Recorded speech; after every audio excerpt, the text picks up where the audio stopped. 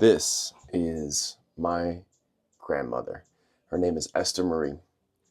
She's there with my dad and a couple of his siblings, but I never knew her. She died when he was maybe about 15 years old. And I just finished a stomach massage, a Mayan stomach massage, an abdominal massage that is designed to help to liberate emotions from the body. And the reason that I show this picture of Esther Marie is because she came to me very strongly. Because today I took a full day off as best as I could. My commitment was to not do anything today except to receive a massage. I didn't realize that we were going to be doing this stomach massage. It just intuitively came to me that was something that I needed, that I felt like there was something in my body that needed to let go. And I had such a wild experience that I want to share with you. Because in my family, the men in my family have never really known how to rest. We've never really known how to rest. We've maybe tried, but our ways and methods of resting has always been TV or food or drinking or going out and doing something. But to just do nothing, to take a day to just be, is something that's almost unimaginable.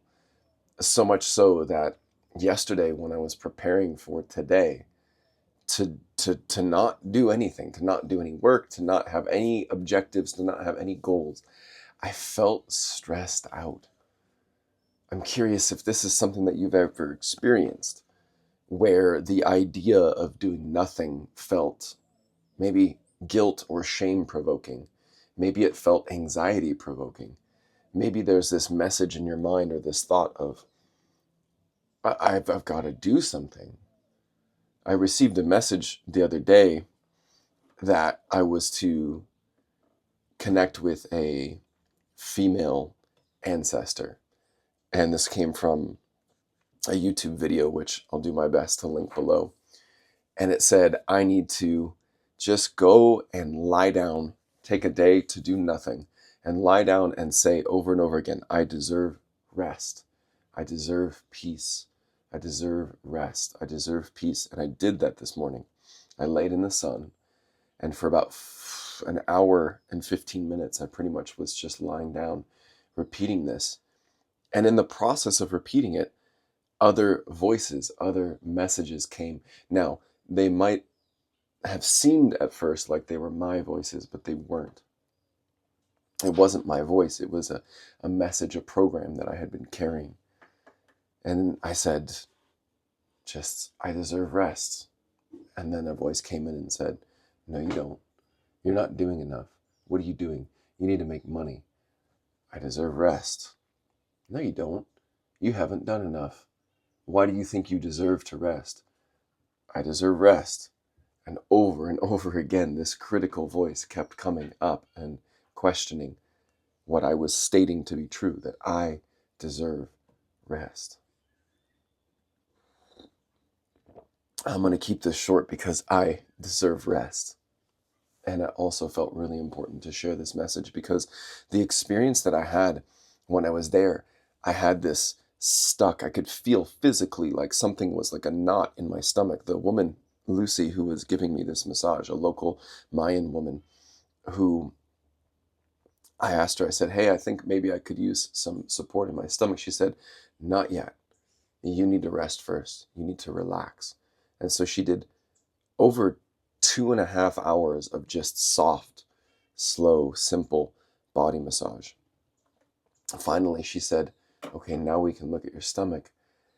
And she could feel it. She could feel it right away. And she says, I feel it. It's a trauma from your father. I thought that was interesting. A trauma from my father that I'm feeling in my body. Well, this would make sense because my body, I inherited from my father. I inherited it from my father and my mother and their lineages. And we know now that scientifically we have proven that we carry 14 generations worth of trauma in our DNA. that we know of, that we can sense, that we can feel and measure.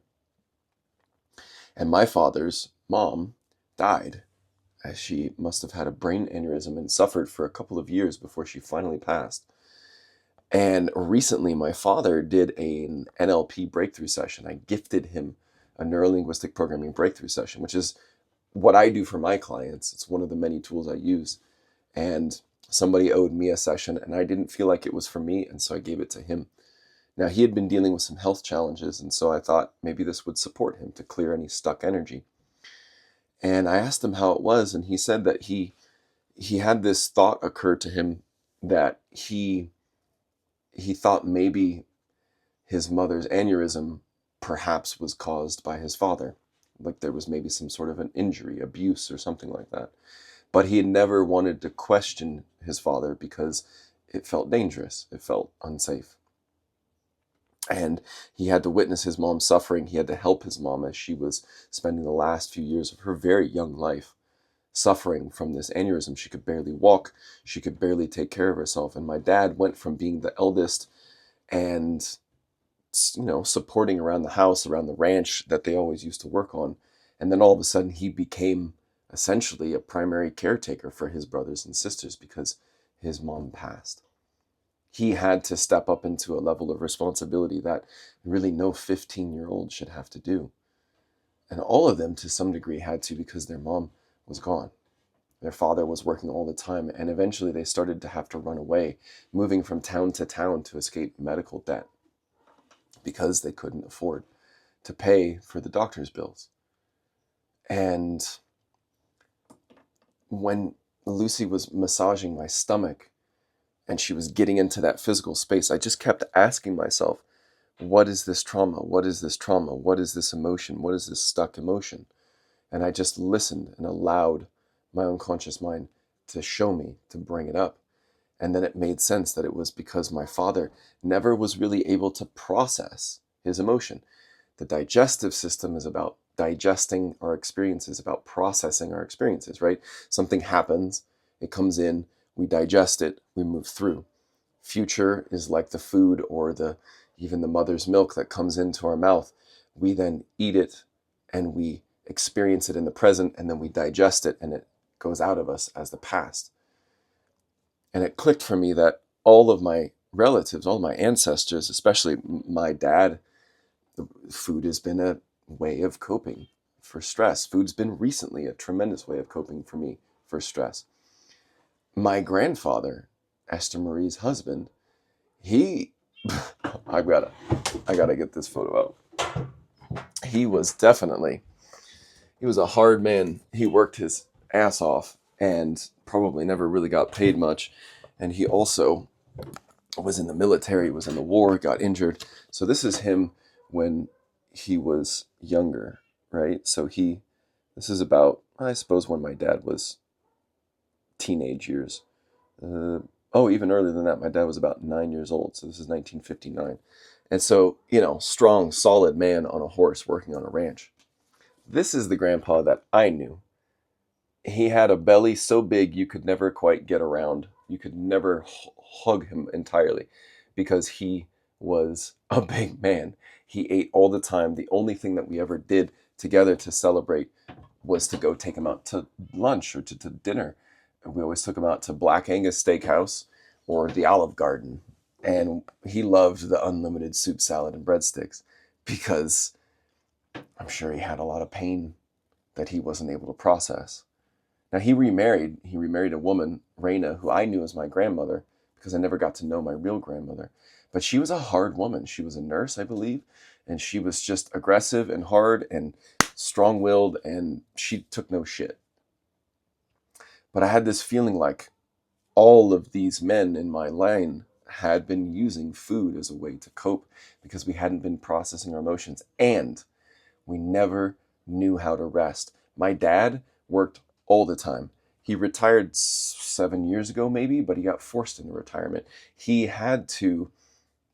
believed he had to work. He worked every day from about 6 or 6:30 in the morning until 7 or 8 o'clock at night when he would come home.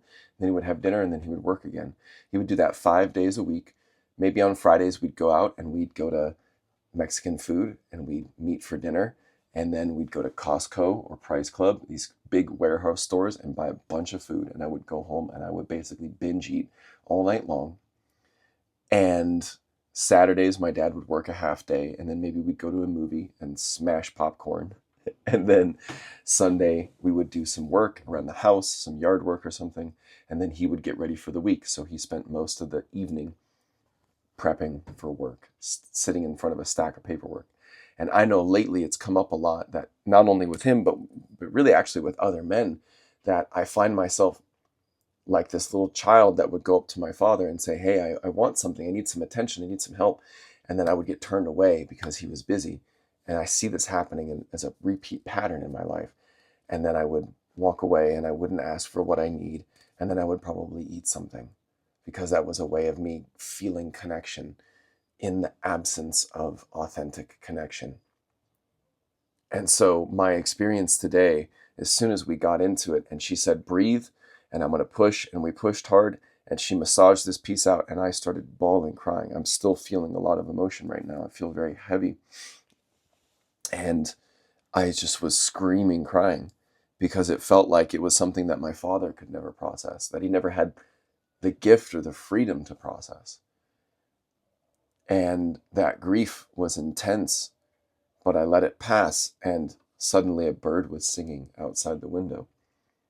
And then Lucy said to me in Spanish, she said, your grandmother's here, and she wants you to know that it's okay for you to express yourself, and she wants you to sing. And she wants you to feel free to sing and to be joyful. And that she's always been here with you. You've never been alone, even though I know you've felt it so much of your life. Deeply alone. And I have felt deeply alone. And she says, it's time. Don't worry about what anyone else says. Don't worry about the comments on any of your work. Don't worry about what people say about your voice. Sing and be and express yourself. It's time. Better times are coming.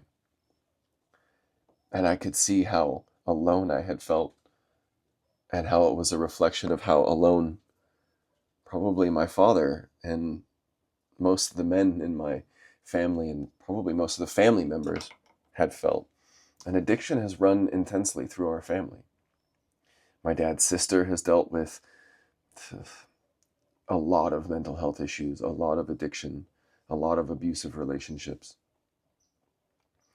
Alcohol has been a huge problem in our family. And I feel like the truth was very clear to me that I'm here to clear that energy. And I know that if you're watching this, and if you've gotten this far in this video, it's because you're also here to clear the energy in your genetic lineage.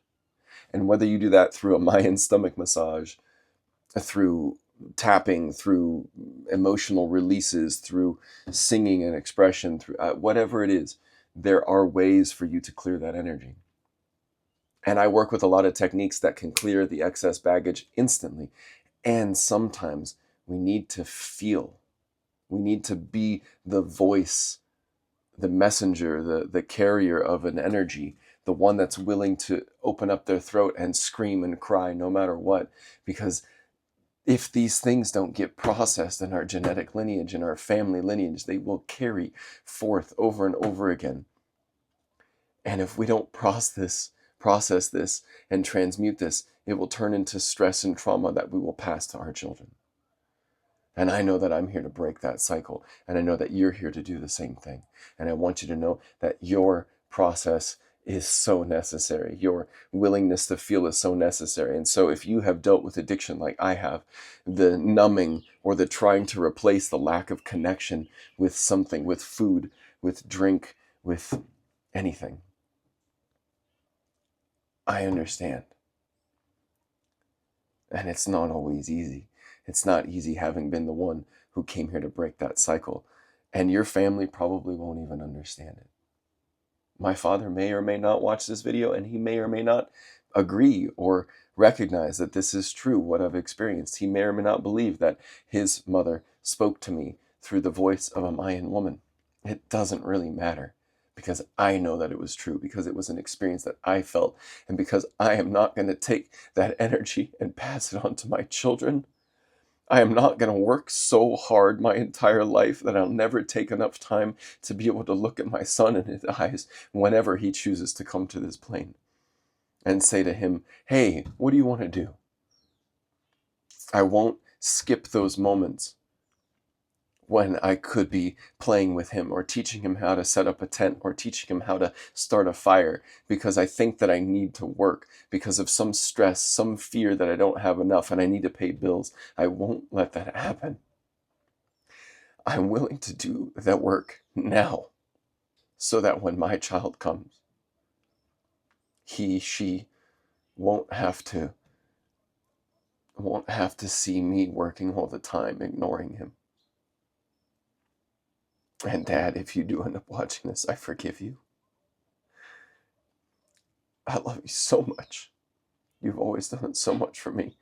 And sometimes you couldn't provide me with what I needed, and that's okay. Because you did your best. And I know you grew up in a home where you couldn't play as much as maybe as the other kids, where you didn't feel like anything was of value in your life except for the work that you could put into the home, into the family, and bringing money home or helping around the ranch or whatever it was. And I know that you always did your best. And I love you deeply. And I appreciate you. And thank you, Esther Marie.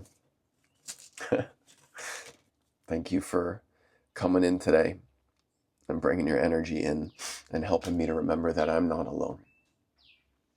Thank you for helping to encourage me to open my voice. And I've got a lot more emotions to process, so I'm going to leave it there.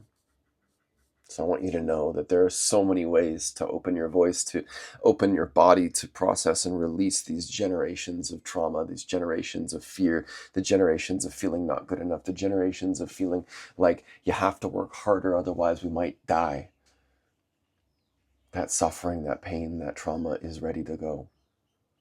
And if you're ready, comment below. Let us know. And I'm going to put a link in there to get in contact with me because I can help you just as I have been getting help. I can help you to release these things, and it's easier than you think. I promise you that. And as the birds are singing right now in the background, I don't know if it'll come through in the audio. So many birds. Things are going to get better. Things are already getting better. Things are already better, and they will continue to improve the more that you open your voice. So thank you. Thank you for watching. Thank you for listening. Thank you for sharing this. I look forward to being able to support you. Your addiction is a gift if you see it that way. If you're willing to see that it has been a gift to show you that you are such a powerful healer, chain breaker, cycle breaker. You're here to clear out what your family could not. And thank you for being of service in doing that. I love you. Matios. Until next time.